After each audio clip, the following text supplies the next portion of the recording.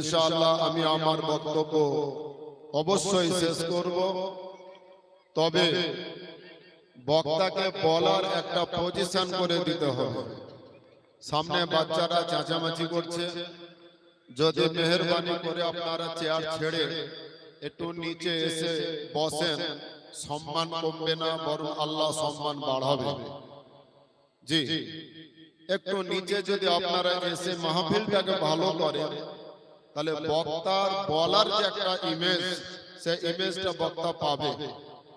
আর বাচ্চাদের চেঁচামেচি আওয়াজটা যদি বক্তার কানে আসে, খুব বিরক্তি লাগে।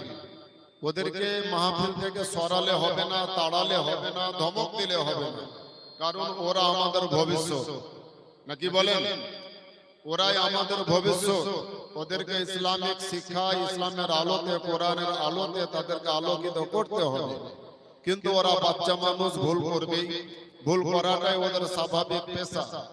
সেই সূত্রে আমরা যারা বড়রা আছি, একটু মেহেরবানি করে যদি মাঝে মাঝে এসে আপনারা বসেন, তাহলে আমি বলতে চাই যে মাহফিলটা ভালো হবে ইনশাআল্লাহ।